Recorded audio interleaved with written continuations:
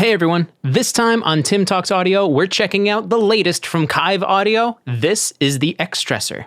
We've worked with the guys at Kiive Audio, and Kiive Audio's been working with a lot of guys recently as well. One from them directly is the Xtressor. This is exactly like you think. It's their take on the Xtressor, the hardware unit from Empirical Labs. With this plugin, it does allow you to modify some things that the hardware doesn't really let you do because the controls aren't there. So let's dive into the DAW and take a look at the plugin and, most importantly, how it sounds.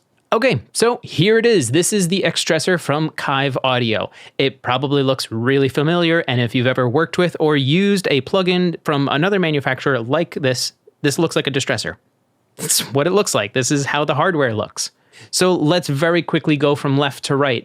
These top two units, and I'll kind of do it over here, they're the same thing. They're either left and right, or this unit can actually go into mid-side mode. So the top would be your mid, and the second one would be the sides.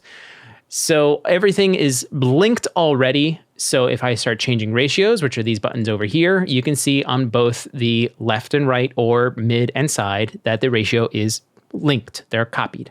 Moving over a little bit more, again, more linked controls. Here's your side chain filters. This way, just like on the hardware unit, you can modify what is triggering the compressor. So you can do a high pass. You can actually emphasize some of your mids. You can do both. And you can actually link, if you have multiple units for hardware, this is something that's obviously in this is already because the left and right are already linked because one plugin. And then again, you can do the same things where you can actually have all of these on. I'm going to turn them back all to off. Then mode, you can also kind of cut some of your super lows and start adding in some of the famous Xtressor distortion. And it's really more of a saturation. I should use saturation, although it's a Xtressor. This is DS, so distortion. You understand what's going on. 2 is your even order harmonics. 3 are your odd order harmonics. And yes, you can have the high pass filter engaged as well. But you'll notice you can't have 2 and 3 on at the same time. It's either just your high pass, only 2, only 3, or your high pass with 2 or 3. You can't have both your even order and odd order harmonics on at the same time. Same thing on the hardware. Then on the right-hand side, input, attack, release, and output are the 4 controls here.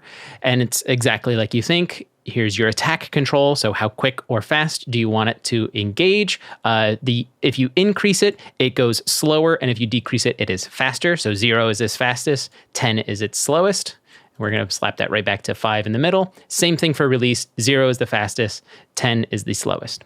Input is exactly like you think. This drives how much signal is going into the plugin because it's a fixed threshold, very similar to a FET style compressor that ends in 76. Wink. Output is exactly that. It's your makeup gain. The controls in between the attack and input and the attack and release, you have your stereo link controls right here. So if I turn this off, I can now modify what's happening on the top one and it doesn't affect what's happening on the bottom.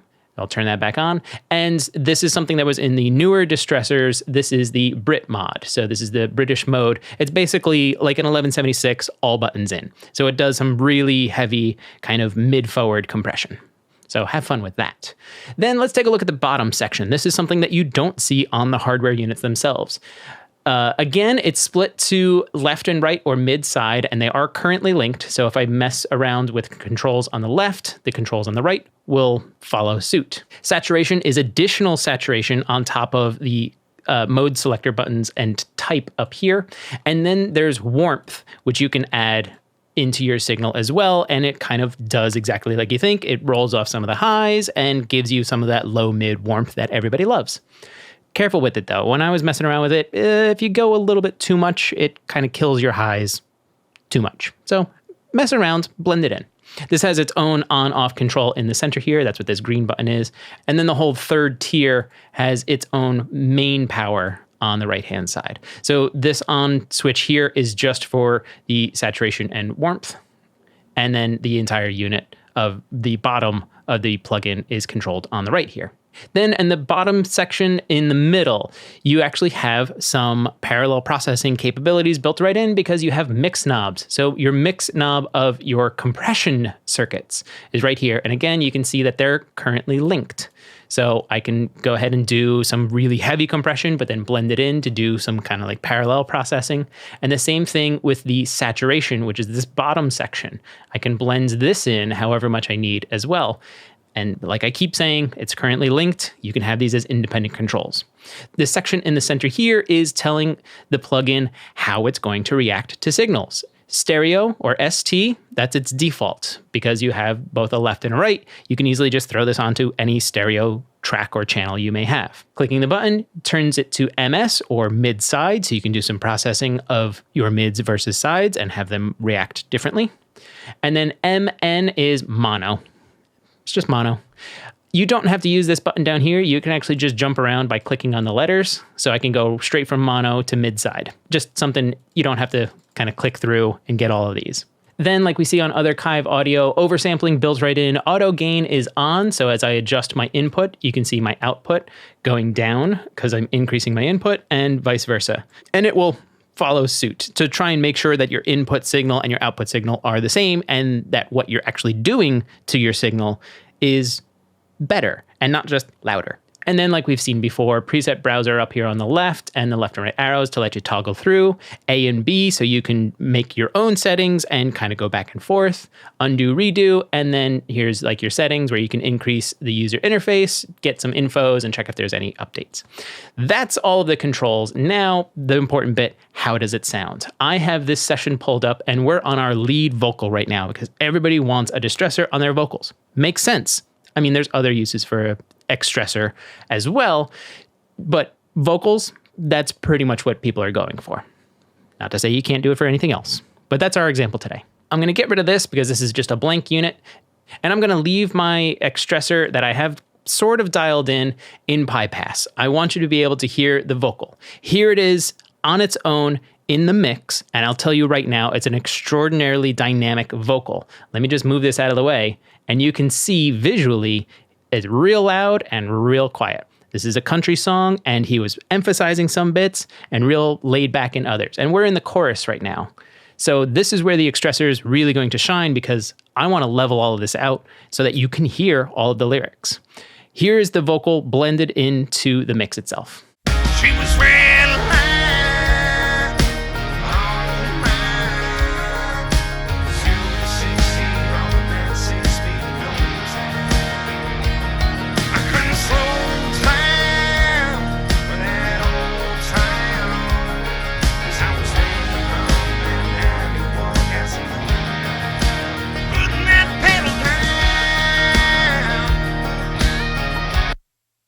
So you can hear extraordinarily dynamic, super loud in the beginning, super quiet in the middle, and towards the end, he kind of evens out. This is what compression is for, though. It's going to help us level out these vocals, tame the really loud bits, and kind of bring forward some of the more subtle bits. Yes, we're going to be doing probably some heavy-handed compression at first, but I want to balance things out, and I don't want to be throwing 100 plugins on. I just want the plugins I'm going to be using to do what they need to do to get the song where it needs to be. So we can do all of that with just one instance of the Xtressor. And just so everyone can hear, this is the unprocessed vocal on its own. She was real high. Oh man. 0 to 60, hollering that 6 speed in no time. So very dynamic. Starts really strong and just has this nice warmth to it at the end, but it's really low. Let's throw Xtressor on. You can see, because we were in bypass, all of the lights just kind of reset back to normal. Totally fine. And let's just loop that little section so we can hear those vocals. And I'll turn this on, and let's just listen to our vocals and try and dial this in. And then we'll turn auto gain off and blend it into the mix so that we're level with our vocals, but also blend it into the mix. She was real high. Oh man. 0 to 60, hollering that 6 speed in no time. She was real high. Oh man. 0 to 60, hollering that 6 speed in no time. She was real high. Oh man. 0 to 60, hollering that 6 speed in no time. So when we dial this in the beginning, yeah, we're going really heavy with our compression. But by the time we get to the end of just this segment, we're doing 1, 2, maybe 3 dB of reduction, very little. So we're balancing out and leveling off our vocal performance. Now we could just take our output and blend it into the mix. And because we were losing it earlier in the example, now we have a more consistent vocal and we can just set it into the mix as we need to. So I'm just going to start with this all the way down. And I will increase our loop so we hear the entire chorus, and then we'll just use the output control to get this vocal right where it needs to be.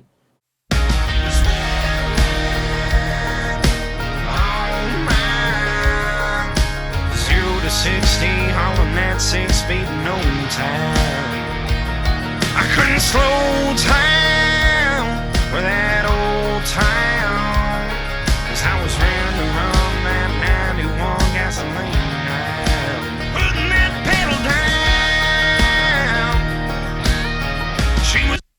And there, with just using the output control and getting close to normal output, we've leveled off our vocals, and the quiet parts are sitting in with the mix, and the louder parts are not completely overbearing and just shooting out where it hurts us. We even went in and turned the saturation up a little just to give him a little extra grit. His style and this song calls for a little bit of that saturation. But let's do it again and we'll mess around with the warmth so you can hear what I'm talking about. And in this instance, I will throw the vocal back into solo. She was well line, oh man. 0 to 60, hollering that 6 speed in no time. I couldn't slow down for that old town, 'cause I was round to run that 91 gasoline. Putting that pedal down. So there you go. That's all of the controls and the sounds of the Kiive Audio Xtressor.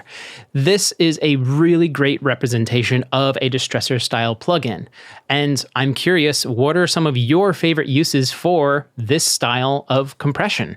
Sometimes it's vocals, but like I said earlier, it's not always just vocals. I've used Xtressors on drums and they slay on drums. They're great, especially if you do it in parallel processing or on your direct signal. You can get a ton of beef and saturation through these units on your drums while you're tracking or while you're mixing. If you want to pick up your copy of the Kiive Audio Xtressor, use the link down below. That's all for now. If you found anything informative, please like and share the video.